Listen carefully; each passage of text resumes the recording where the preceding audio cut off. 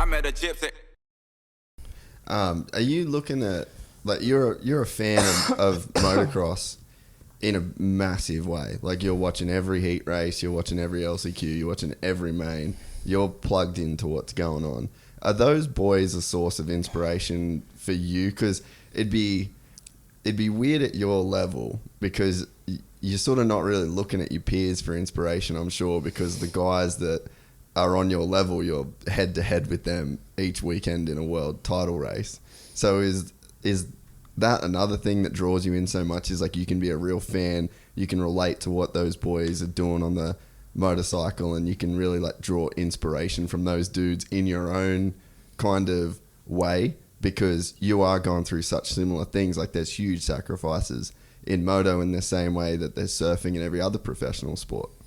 Yes, definitely. I mean, in saying that, the guys that I've been competing against, and especially the guys in the top five of the last 5 years, I definitely do enjoy being a fan of like where their level is at, and taking things that I see that consistent sort of themes that really work for those guys, and definitely try and work on those in my game. But like, I think that to ride a dirt bike, I think it's probably the gnarliest athletes in the world.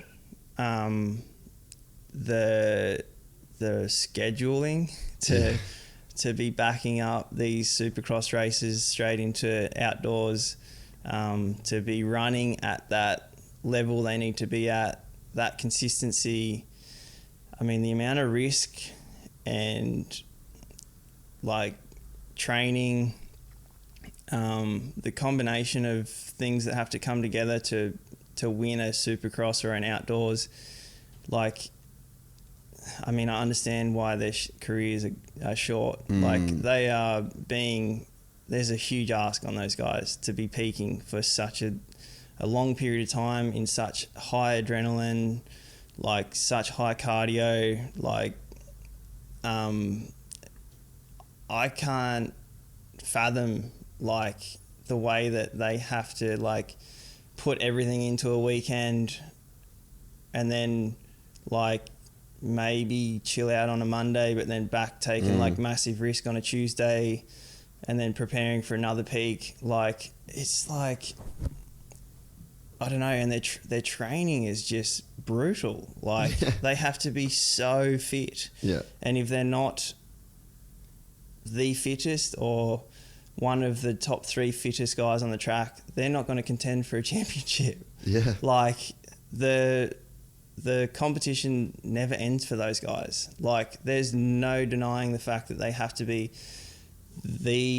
one of the fittest guys on the track, let alone like their ability to ride a bike, and how many hours they put into riding a bike, and how natural everything comes to them. And like, I mean, and then the bike balance and the mechanic and the relationships and the group, and like, these guys are the most badass athletes in the world. Like, there's no denying that. The amount of risk that has to be taken, the amount of focus, the amount of sacrifice, the like willingness to just sack up and have a crack. Like, you know, weekend after weekend, or at the moment 3 times a week. Like, I have so much respect for those guys, and I am a massive fan of watching it, and I take huge inspiration off like watching their work ethic and how they navigate dealing with a sport of such consequence, and like, you know, like just practicing before a race weekend, and like being in a championship battle, and like, you know, it's a motorbike and it's a track, and like smallest mistake and then you're kind of missing out on a huge opportunity. And then even like, I've had my fair share of injuries, but like, you know, to get back to the level you need to be at to compete surfing and make heats and like get back into the swing of things is like, you know, I've won heats at I've won an event at 65% of my physical ability. Really? Like basically like an arm that would not get me through a heat, like an injury. But there's a way where like there's a way around yeah, it. you can read the ocean, you can be on the right wave, your timing can be really good, you can be synced up, like you can be making good decisions, you can outsmart your competitor. But like when you have a pack of freaking hornets like buzzing all over you and your cardio is not at its peak and like you've got an injury and you can't hang on, you're not there, like you're not even going to be in the top 10. Like it's so when they do take an injury, they might be in a title championship battle, like by the time they get back to another being in that position again, like it's a year or so. And like for those guys, that's like maybe missing a whole season of outdoors or missing a whole season of Supercross, and then like and then you're looking at contracts and and where you if you got a seat and limited bikes and like limited amount of years that you have in your prime, and well the value that the big brands see in you. And as soon as they don't, like if you're not on a factory bike, you're not competing for a championship, like you might still be one of the very best. Yeah.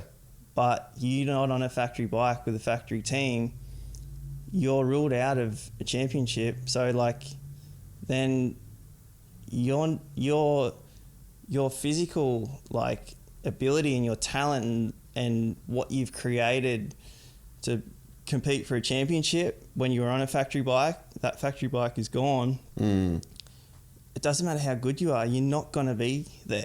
Like, so if you're that good, why would you continue? That's why, like, these guys retire when they do. It's like, well, your factory ride's going to be up next year. Okay, I'm 28 and, you know, I've just had one poor year. I probably had a couple of back-to-back niggling injuries that have held me off from fighting for a championship, but I'm not going to have a factory seat. You know that they probably know that they're not going to get a factory ride again, you know, a year after that, once they've been bumped out of there, once they get to like 30, 29, like, it's just it's just a gnarly sport. And like, as a fan, it creates like this, like super intense, like, you know, this vibe that it's like, holy shit, like, if you're not on the top of your game, like you're getting bumped out. Like there's so much talent there. Like look at the 450s this year. Like it's been psycho this year. Psycho, the ebbs and flows, and like to see Plessinger come back and like be challenging again, and like obviously that the changes that they've made to that Yamaha is like night and day, obviously. Yeah, it's been incredible, which has made it even more exciting again to see the Yamaha up there in the 450s. But he's a good example, because if he didn't do good this year, done. And then you might end up at a second tier team, and then that might last 2 years, and then you're back coaching, or you know what I mean? And then there's not even like a second place you can go. Like there's no other series, there's no, there's no like minor leagues. You're either winning and you're on a factory bike and contender for a championship, or you're sort of not really doing anything. Yeah. And even though you might have the ability.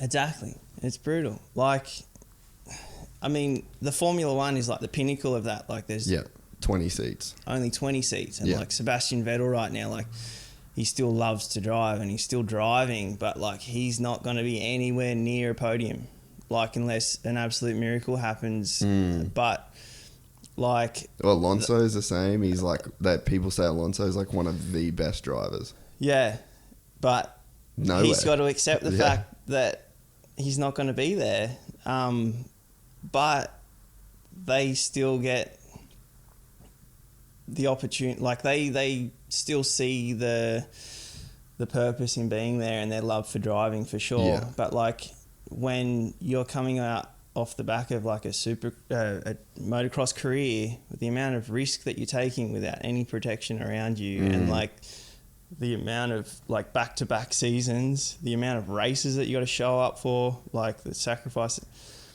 like it's so hard to like have so much respect for the privateers, like backing themselves in, like putting money on the table to go and then like risk it all, and to know that they're not even going to finish in the top 10. Maybe not even make the main. Not even make the main, and then like